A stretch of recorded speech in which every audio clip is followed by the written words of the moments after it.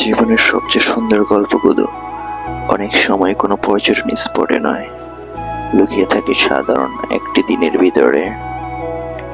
আজকের এই যাত্রায় আমাকে এমন কিছু দেখিয়েছে যা আমি কোনোদিন ভুলবো না।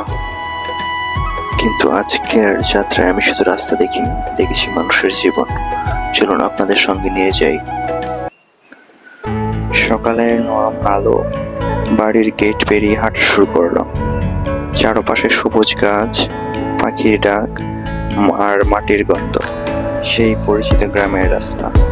এই রাস্তা দিয়ে কতবার হেঁটেছি, কিন্তু প্রতিবারই মনে হয় এই যেন নতুন কোনো গল্পের শুরু।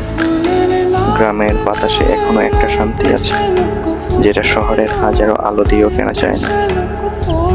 হাঁটতে হাঁটতে পৌঁছে গেলাম হাইওয়েতে। বাস এলো, উঠে বসলাম। বাস চলতে শুরু করলো। জানালার বাইরে একের পর এক দৃশ্য বদলাতে লাগলো। সবুজ মাঠ, ছোট ছোট বাজার, মানুষ, ব্যস্ততা। আর তখনই চোখ পড়লো 12 থেকে 15 বছর একটা ছেলে। তার হাতে শসা, আম, পেয়ারা। সে বাসে ঘুরে ঘুরে বিক্রি করছে। ওর বয়সে হয়তো অনেকেরই হাতে বই থাকে, আর ওর হাতে একটা ঝুড়ি। জানি না পরিস্থিতি তাকে এই পথে এনেছে নাকি স্বপ্ন তাকে এখানো ছেড়ে যায়নি, কিন্তু ওর চোখে একটা লড়াই দেখলাম।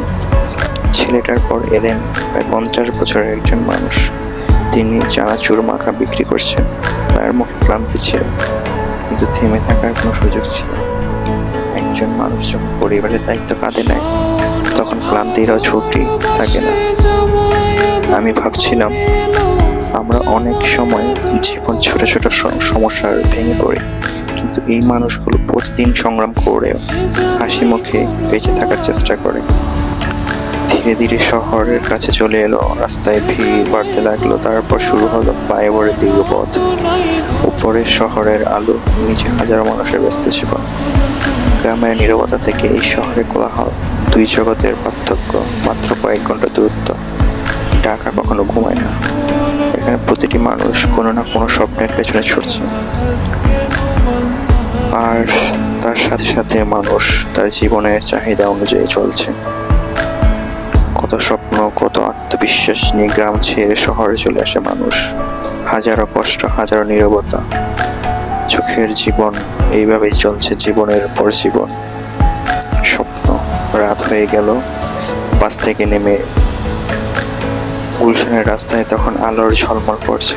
চারপাশে বড় বড় বিল্ডিং, গাড়ি সারি আর ব্যস্ত মানুষের চলাফেরা। তারপর রিক্সা উঠলাম, কিন্তু আমার মাথায় তখনও ঘুরছিল বাসে সেই ছোট ছেলেটার মুখ। ভাবছিলাম, এই শহর কেউ কোটি টাকার গাড়িতে চলে, আবার কেউ সারাদিন কয়েকটা শসা বিক্রি করে, পরিবারের জন্য খাবার জোগাড় করে। জীবন সত্যি সবার জন্য এক নয়। আজকের এই ছোট্ট যাত্রা আমাকে আবার একটা জিনিস শিখিয়ে দিল। পৃথিবীর সবচেয়ে বড় সম্পদ টাকায় নয়, মানুষের পরিশ্রম, সাহস আর হাল ছাড়া মনটাই সবচেয়ে বড় সম্পদ। আপনি যদি এই ভিডিওটা দেখে থাকেন, তাহলে আজ একটা কাজ করবেন। আপনার জীবনে যারা প্রতিদিন পরিশ্রম করে তাদের সম্মান করুন, কারণ প্রত্যেকটা হাসির পেছনে একটা না একটা অদেখা সংগ্রাম লুকিয়ে থাকে। আমি নয়, আবার দেখা হবে নতুন কোনো গল্পে, নতুন কোনো যাত্রায়। ভালো থাকবেন।